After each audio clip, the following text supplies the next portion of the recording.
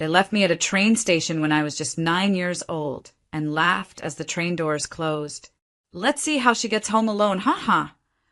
That's what they said, but I never went back. Not because I couldn't, but because something in me shattered that day. Now, 22 years later, I own a $257 million company, and they're blowing up my phone, crying, begging, panicking. Why? Because they need me. And I still remember what it felt like, watching their backs disappear behind the train window.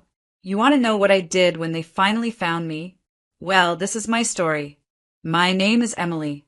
I grew up in a small town in Pennsylvania, in a house with chipped white paint and hollow walls that echoed with more silence than laughter. From the outside, we looked like a normal family. Mom worked at the local bakery, Dad at a hardware store. But behind the thin curtains, the truth was different. My parents didn't exactly love parenting. They loved control. They loved sarcasm. They loved putting me in situations just to see how I'd react. Character building, Dad would say when he locked the fridge and told me to figure it out if I was hungry.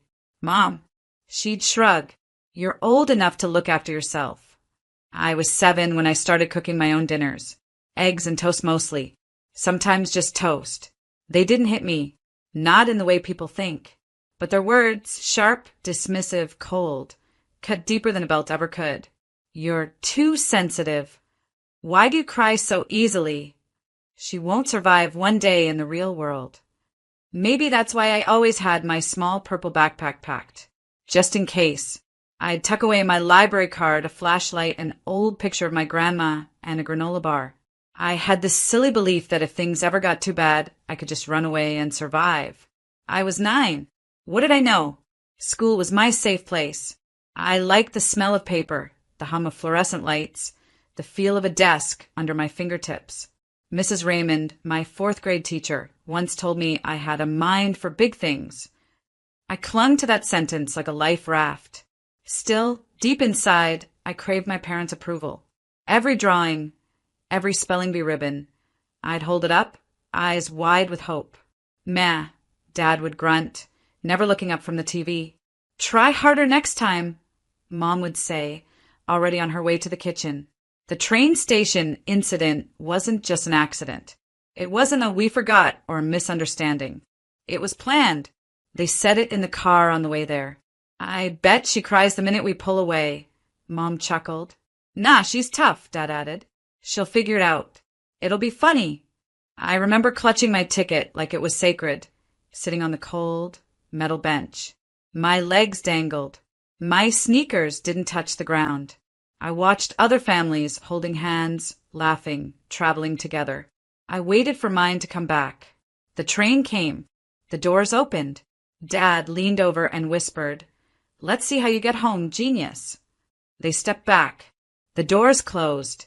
The train pulled away with me still sitting there. Alone. At first, I thought it was a joke. I waited. An hour. 2. The sun dipped. The shadows grew. The lights buzzed above me, harsh and yellow. My stomach growled. I held back tears. But when it got dark, I knew they weren't coming back. And that was the day something inside me changed. I didn't cry. I didn't scream. I stood up, picked up my little purple backpack, and I walked out of the station into the world completely alone. The streets outside the train station were loud, unfamiliar, and full of faces that didn't know me. The night air felt colder than it should have in June. I remember the hum of cars passing, the smell of fried food from a cart, the screech of brakes. I kept walking. I didn't even know where I was walking to. My legs just moved. A kind woman working at a small, 24-hour diner saw me sitting on a curb, holding my backpack like it was a shield. Her name was Karen.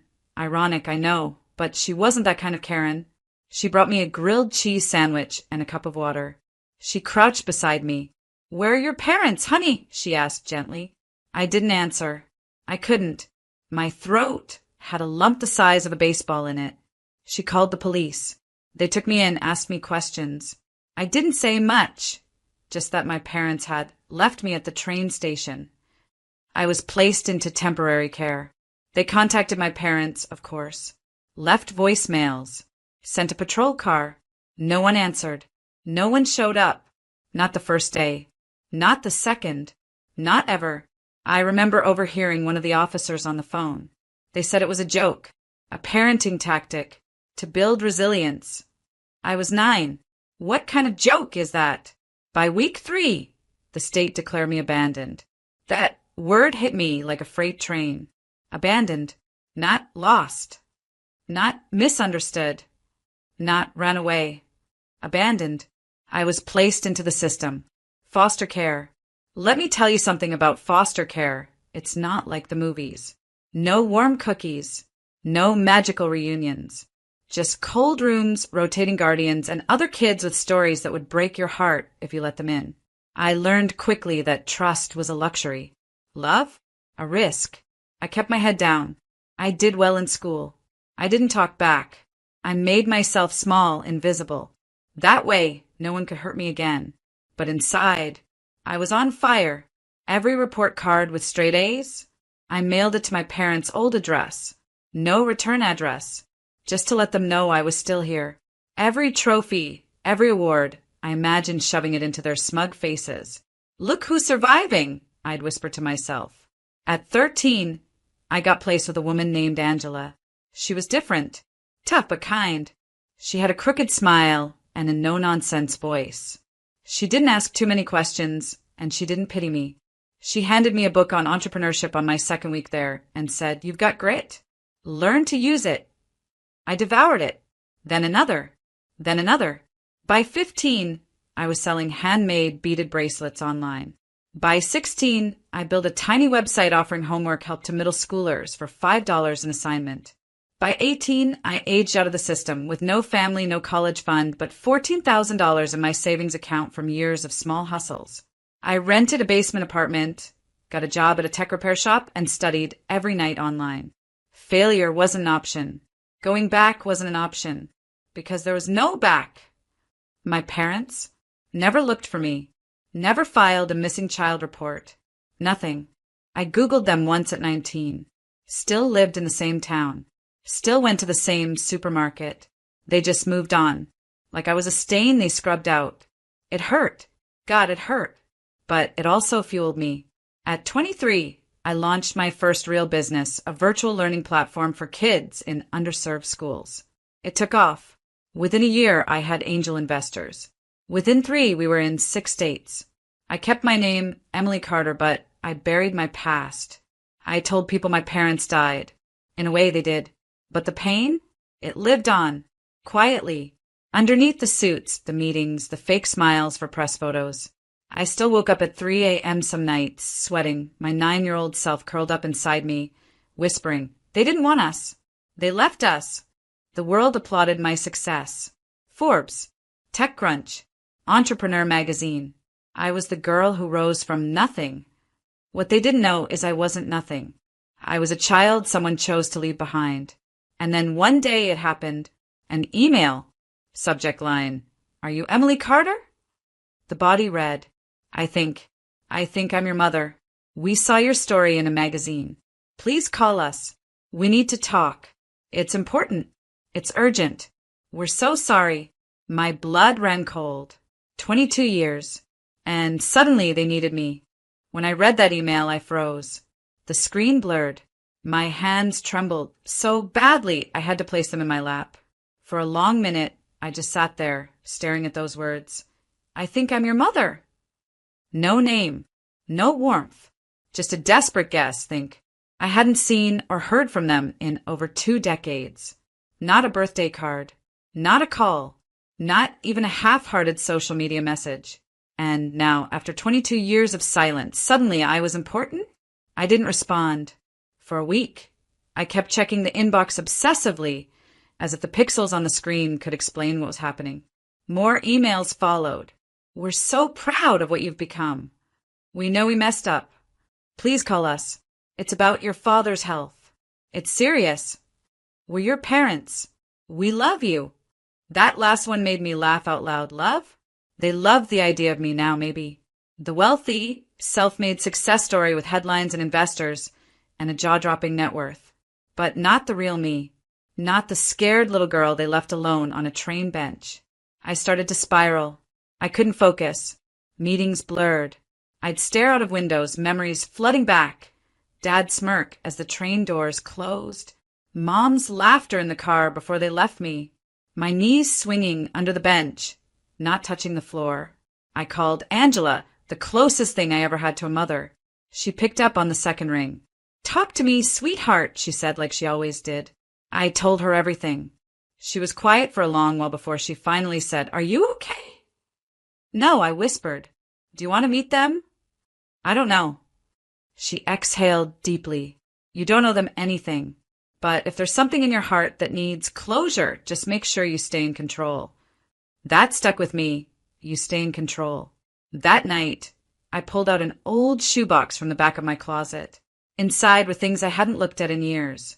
The purple backpack, a faded picture of my grandma, my 4th grade report card, a note from Mrs. Raymond.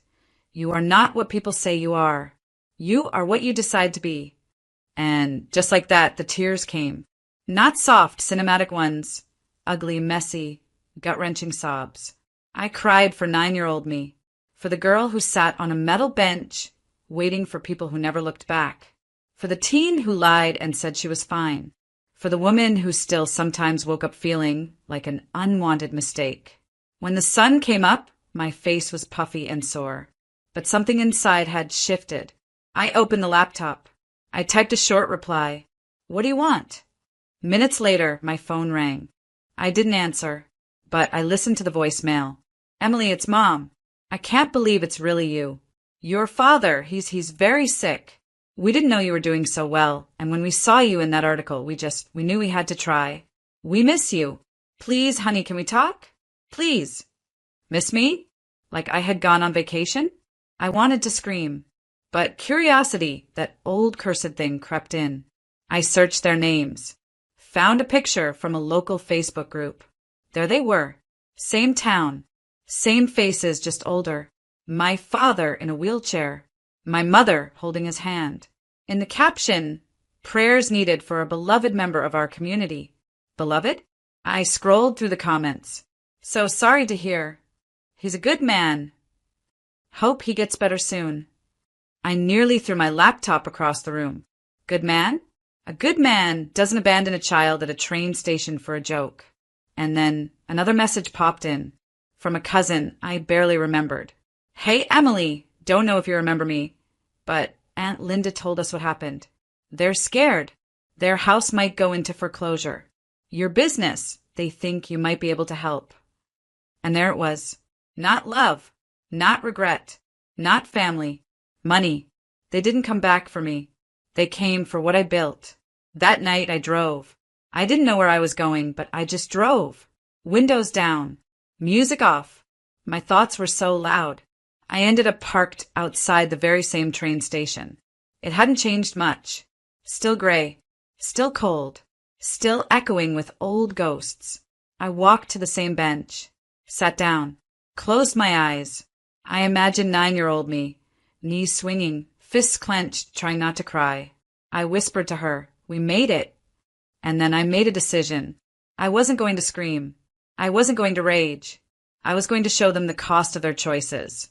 Not with fury, but with silence, with grace, and with success so deafening it left them choking. Revenge didn't have to be loud. Sometimes the quietest kind hurt the most. The next morning, I walked into my office with a new kind of fire in my chest. Calm, focused, surgical. I wasn't going to yell at them. I wasn't going to cry in front of them. No, my revenge would be slow, intentional, and absolute. I would let them witness everything they threw away, but never give them a single piece of it. I started by writing a list. It was simple. Let them see the empire I built. Never let them touch a cent of it. Give them just enough hope, then pull away. Step 1 was already complete. After all, the Forbes article had done more than announce my name. It had plastered my story all over the internet. Abandoned at a train station. Now worth $257 million. I knew that article was how they found me, and I made sure more followed. I accepted every interview, every podcast, every panel invite.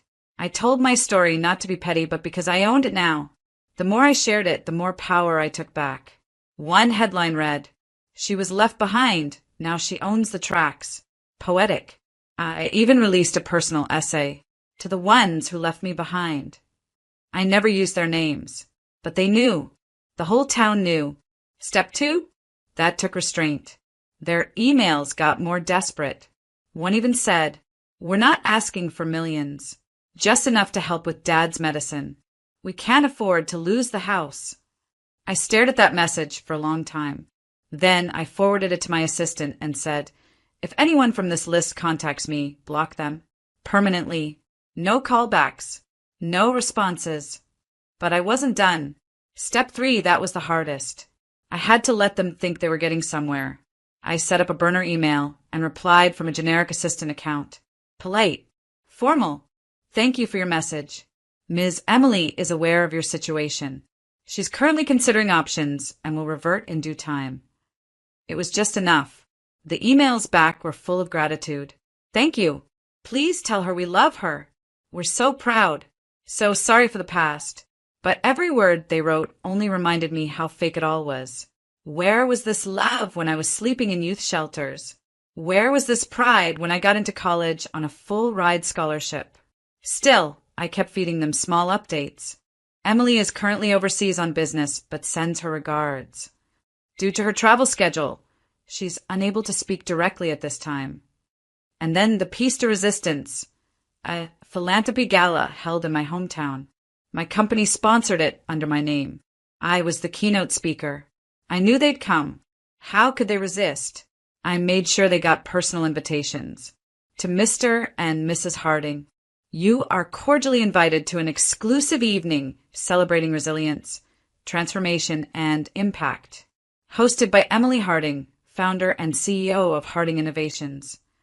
My therapist thought I shouldn't go through with it. "You're inviting the very people who hurt you," she warned. But I wasn't inviting them back into my life.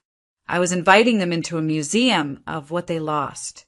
I arrived that evening in a midnight blue gown, confident and calm. Reporters took photos. Guests clapped. I shook hands with mayors and CEOs. Then I saw them.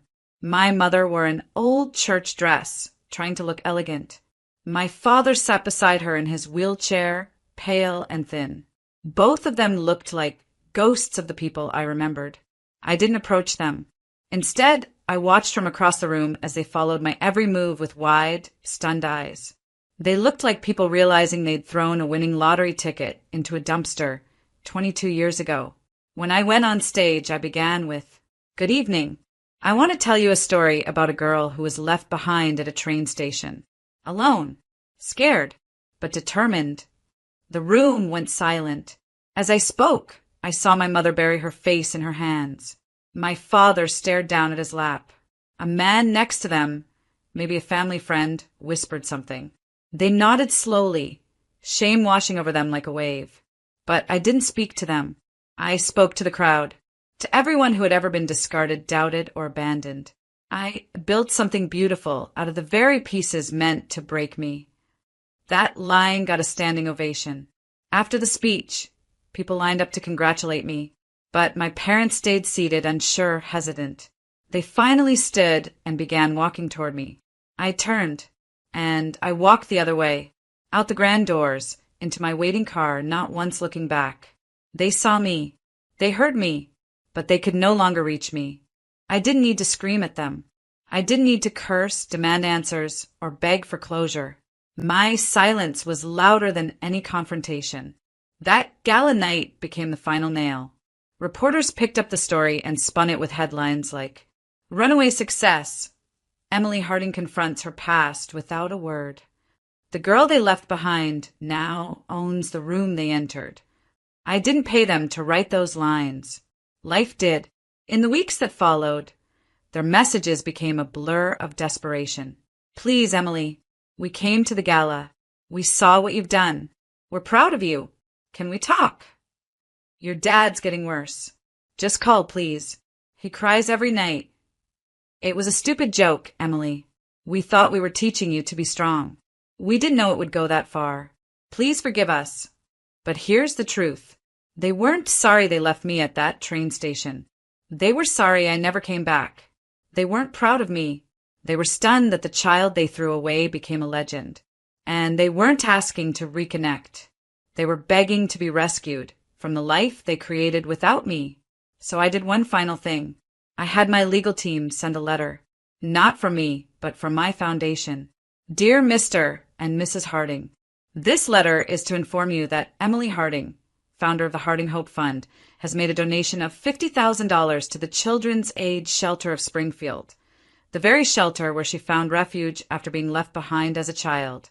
This donation is made in your honor. No reply is necessary. All future communications will be directed to her legal team. It was elegant, cold, final, the same way they left me. But now I was the one leaving. They called. We didn't answer. They knocked. No door opened. They posted Facebook messages. My assistant deleted them. And me? I kept building. I launched a mentorship program for girls in foster care. I hosted annual retreats for young women who'd been abandoned, abused, or ignored. And every time I saw one of them step on stage to tell their story, I felt it. That 9-year-old girl at the train station? She finally made it home. Just not the home my parents expected. Sometimes the family we're born into isn't the one that deserves us. Sometimes walking away is the most powerful answer we'll ever give. I spent years trying to understand why they did it, why they left me there, why they never came looking. And maybe I'll never get a clean answer. But what I do know is this: what they meant to break me made me. Not everyone gets closure. Not everyone gets justice. But we can choose peace. We can choose to heal, to grow, and to rise. I didn't take revenge with fury. I took it with silence, success, and self-worth. That was enough. So now I'll ask you this. What would you have done if you were left at that train station and the ones who abandoned you came knocking years later? Let me know in the comments. And don't forget to subscribe for more real stories of silent revenge and powerful transformation.